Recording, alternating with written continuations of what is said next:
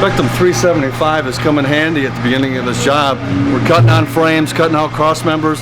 It's been probably the tool of choice, done a great job on everything from 3/8 all the way down to thin gauge to 1/4 inch frame. We just used the Spectrum 375 X-TREME to cut this cross member out. Made easy work of it. The nice feature about it was that I was able to drag the tip across, and also I had to turn some corners that were real tight. I could not get my hand in the proper position, but the arc kept continuing flowing even though I wasn't real close to the steel, which made it very nice. What we've got here is a C-notch frame kit that basically goes with the RideTech air suspension. We have to notch out the original frame here. We're going to use a plasma system with the 375 X-TREME.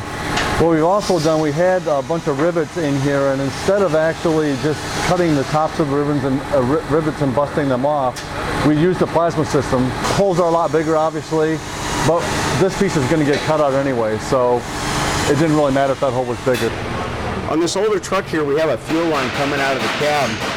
We plasma cutted the cross member out like we talked earlier, and we had to think about a little bit which direction we were going to cut and everything to avoid this fuel line. So we decided to make a shield.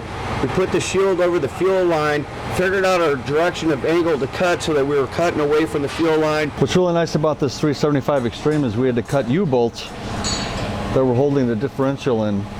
And the 375 cuts thin metal, 1/4 inch, 1/8 inch really well. But when you got to get into some of this thicker stuff here, this is probably 3/8 to 1/2 inch thick, but we were able to cut this off in one single pass on both sides. Cut the U-bolt, now we're able to pull off this differential. What's also nice about the 375 is as long as you get the ground clamp to the base material, when you're working with this rusty material, you take a little grinder, grind down to the base metal. As long as you've got that nice connection, it'll just go right through this material like nothing.